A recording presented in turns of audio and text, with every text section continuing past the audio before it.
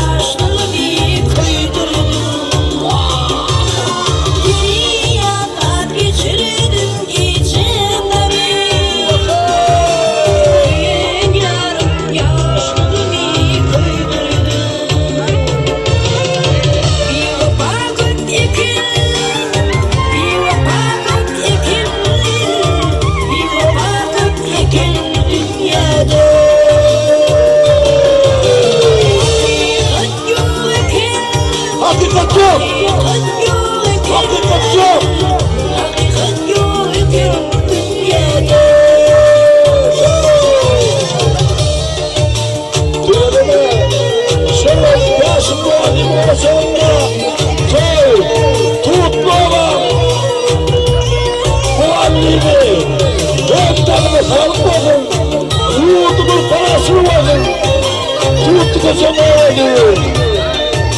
Yuva, vakıy, nasıl? Gelin çektim sana. Şahana.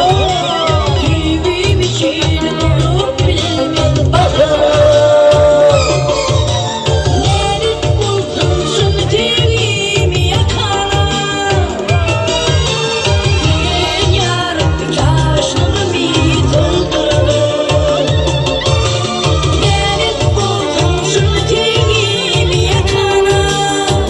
Yakına koydurdun. Bir vakit ikin, bir vakit ikin, bir vakit ikin dünyada. Hakikat yok ikin, hakikat yok ikin, hakikat yok ikin dünyada. Hakikat yok.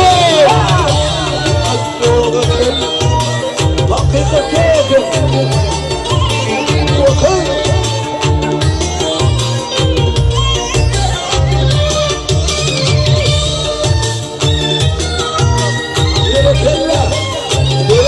Tuvalime kırarmıştık. Sağ ol. Çaliyan parmaklarından ayrılmayın. Tuvalime. Bir daha da çayladı geliyor. Aşık bal şeytanlı yavru dilimi. Gelimi. Yollaydın aşık olan gülümü. Yağdıdan bile gidin gülümü. Ögün yarım yaşlımı kıydırdı. Yağdıdan bile gidin gülümü. Ögün yarım yaşlımı kıydırdı. Hakikat yok. Hakikat